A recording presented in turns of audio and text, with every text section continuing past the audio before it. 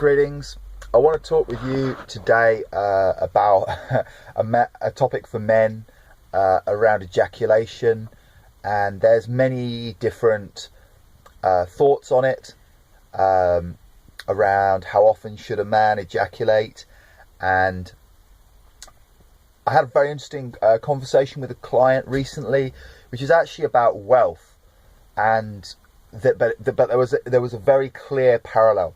So if you're new to this idea, I'm gonna just break it down. So this may be very familiar with some people watching this, that for men, orgasm and ejaculation are not synonymous. They're not the same thing. It's possible to have orgasm without ejaculation. It's also possible to have ejaculation without orgasm, which probably isn't what you want to be going for. And there are many, there's a wide range of different opinions within the tantric community. The generally accepted belief is that men should maintain their chi, men should hold their energy, men shouldn't just release their seed the whole time, because with the ejaculate there's a whole load of energy that gets dispelled.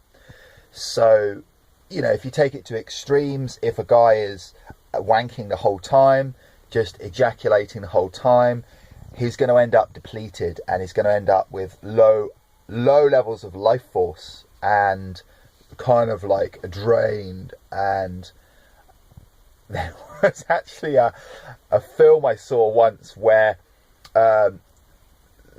the guy was it was one of those sci-fi films where the guy was you could go in and have experiences played back to you, and he went for a sexual experience and he put it on loop, and he was like the guy that worked there, the janitor or something, and they went in the morning and they found this guy dead because he just had this on loop.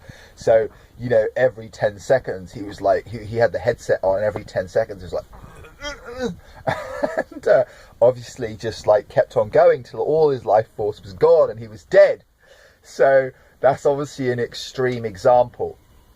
I've also seen research that suggests that cancers are certain prostate cancer. I haven't seen the research, but I've seen this theory that there's a correlation between the more often men ejaculate, the less at risk they are. And I actually question that, because I think what's being picked up, my guess, I haven't looked into it, but my guess on that research is that what it's picking up on is men who have no connection with their sexual energy, men who are totally shut down, and men who are really blocked in their life force, and they're unhealthy, and they may my intuition says they're probably overweight because the energy is all blocked. And so compared to that, someone who's has a relationship with their body, is having sex or ejaculating, has some connection to their pleasure, is probably in a better off position. That's my kind of intuition on it. And I suspect this survey isn't taking into account the fact that there are guys who are not blocked in their energy, not shut down in their energy, who are living from a space of high vitality and are not ejaculating. And one thing that can become an issue with this is there are certain practices, schools of thought, where it's considered like really bad to ejaculate. It's like, don't ever go over that edge. Don't ever indulge in that release.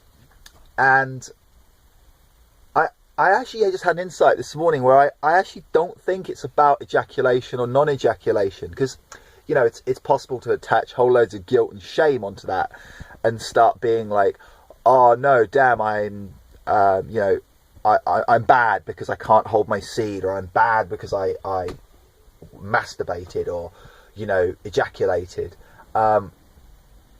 And, you know, as with anything, if you start to engage with things in an energetic way, the act of masturbation, or let's say self-pleasuring, is a whole new thing to learn. It could not even involve the genitals at all, and it could involve just feeling pleasure moving through the body, through the whole body, sitting in meditation, and allowing that feeling to move through the body. But that said, you know, whilst learning, it's good not to give oneself a hard time. So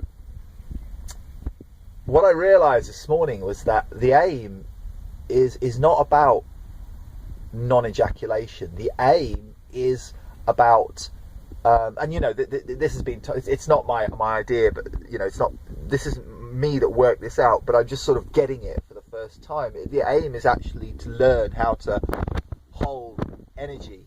The aim is to learn how to build energy, creative energy, sexual energy, and how to be able to hold that energy without needing to release it, without needing to like squirt it out in some direction. Now, you know, obviously with sexual energy, I'm being quite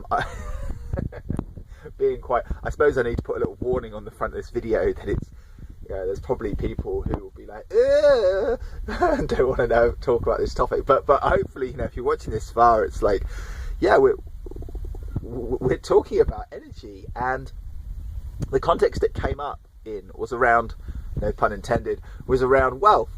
And there's an exercise where you put a £50 note in your wallet and see how long it lasts for. And, you know, in the conversation we made the connection. It's like, this is the same as saying, hey, what happens if you go for a period of time, go for a week, if you're, you know, go for a week without ejaculating? What if you go for a week having this £50 note in your wallet and not spending it? So, you know, you could say money's another form of energy, and my guess is that, you know, well, how you do anything is how you do everything. And you see, why do we always go around dribbling out, you know, shooting our load the whole time? Why do we go around like spending as fast as the money comes in? Why? Maybe we're uncomfortable with having loads of energy. Maybe we're uncomfortable with having a lot of wealth. Maybe we're uncomfortable with being able to hold that energy inside us. So one way around it is to cultivate the, you know, holding the energy, do the exercise with a £50 note, with the money, see what it's like to go for a period of time without ejaculating. But what if the aim really is to learn how to cultivate and hold energy? And how does that look like? What does that look like? How does that look? And you see, what if the way to find that out is to get rid of, is to look at the habits? See that you know, the habits that are about leaking energy. You know, and this isn't just time or money. This is in conversations. This is in daily routine. Where do we leak energy? And you know, we can try and plug all those gaps and stop doing all those things where we leak energy. But what if, you know, what if actually the bottom line is that we're really uncomfortable being powerful, and so we need to look for ways to leak energy? So what if that was the root of all addictions? And what if then addictions arose from that ultimate thing of like, I'm not comfortable being really powerful. I'm not comfortable being potent. I'm not comfortable having all this energy and using it at will, but keeping hold of it and using a little bit so it regenerates and recharges. This is my exploration, and this is my journey. And so for me, it really puts addictions in a whole nother light. It's like, what if we're so uncomfortable with being powerful, that we have to dissipate that energy, we have to dribble it out, we have to, you know. I went on a date yesterday, and it was really, we talked about this in the date, how easy it is to kind of neutralize sexual energy and become friends, because this is a really beautiful woman, and she's quite a bit older than me, and there was a real feeling of, you know, it was palpable, it was intense, just sitting together, not even doing any energetic techniques, just sitting together, and it was uncomfortable, and it was like, whew, do we, you know, what do we do with this? Do we neutralize it and pretend like we're friends, we're buddies, hey mate, hi, or you know, so it's uncomfortable, and maybe as I get more experienced, it'll be less uncomfortable to just sit and hold that. But yeah, in the meantime, you know, my insight is that what if addictive behaviors come from unwillingness to sit in all of that? What if all addictions stem from that? And what would it look like if I could just really sit in all of my energy, all of that? And you know, I'm beginning this journey, and I've made a lot of progress, and there's a lot way still to go. So I just wanted to share that with you, because I suspect it might be a useful insight.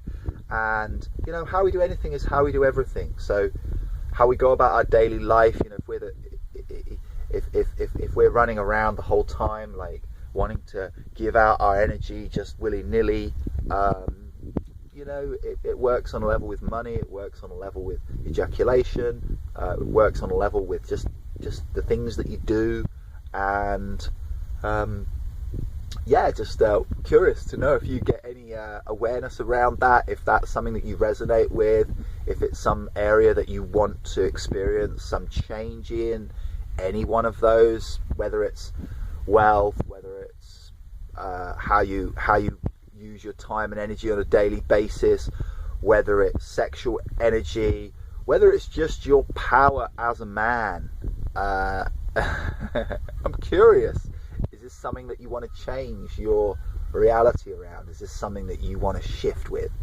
So I'm going to stop that there. Thank you for watching, and I'll catch you later. Let me know what you thought of the video.